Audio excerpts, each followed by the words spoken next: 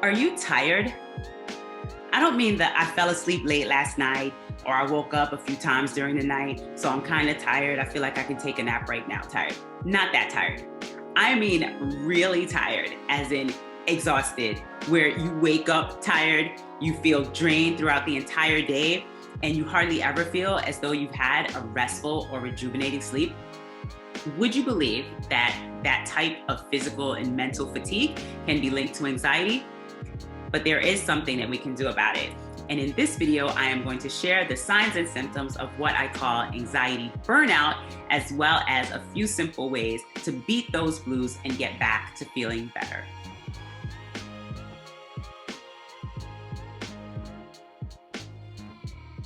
Greetings and welcome. I'm Dr. Nicolette James, your self-care and self-development coach. I truly appreciate you investing your time with me in the pursuit of developing a healthier you. If this is your first time visiting my channel and you're interested in receiving my videos to help you be, do, and serve better, then be sure to subscribe to this channel, turn on your notification bell so that you won't miss the next one. So now let's get into today's session. Anxiety can be pretty sneaky in that it can show up in many disguises and look so different every time that it's hard to recognize it as anxiety. In the first two parts of this series, I've shared a few of those disguises with you so that you can be aware of what to be on the lookout for. If you haven't watched those, be sure to catch yourself up on those so that you can hear more about those signs and symptoms, as well as a few practical ways to mitigate them. I've also spoken about frustration anxiety, which many of us have admitted to experiencing, being faced with our recent unprecedented and unpredictable circumstances. Again, be sure to check those videos out to hear more about that. Today, I want to speak about how anxiety can contribute to what we have all heard of as burnout. So burnout isn't just about feeling fatigued or feeling overly tired. That's just the physical manifestation of what we really are feeling. And what we really may be feeling is that we are ineffective, incapable, or just not quite able in some capacity to do what we have to do, what we want to do, and we feel as though there's simply too much to do. We may also feel helpless in our ability to manage ourselves or to manage others, or some overwhelm. We may also feel negativity or cynicism about the people and events around us. We can also feel detached or disengaged from our friends, family, and colleagues. The link to anxiety is that all of these stem from feelings of fear. Fear of not being enough, not knowing enough, or not doing enough, and the real or imagined consequences of what we believe will result from that. So there are two bits of good news about that fear. One is that it's often imagined and self-imposed, which means that we bring it on ourselves. The other is that we are capable of reducing this anxiety and the stress that it induces by doing a few simple things. First, when I say simple, it doesn't mean easy. Easy means exerting little to no effort. Simple means it's uncomplicated and easily understood. So you are going to have to put some effort into what I'm suggesting. However, those results, less stress and more energy to better serve your community, are well worth it. So the first step is always raising your awareness. We have to be able to notice what's going on inside as well as what's going on outside. In this case, it's easier to start from outside because you have physical exhaustion as the red flag.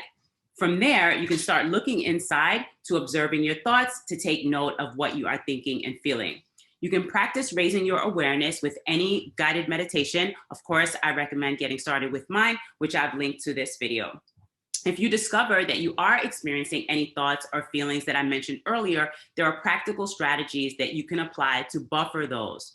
For example, if you're feeling burned out because you started out super motivated and ready to take on the world, only to end up feeling incompetent, incapable, or ineffective at what you're doing, one action step you can take is to enroll in an online course for whatever the skill or the competency area is. Or you can find a good friend who also happens to be good in that area and agree to link up once a week for a brief tutorial.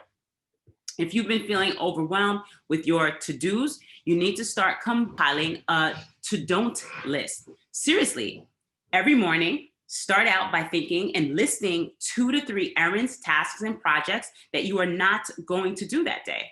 This process solidifies the fact that you are ultimately in charge of how you choose to spend and invest your time. And it will also allow you to prioritize and not make yourself feel as though you absolutely have to do it that day.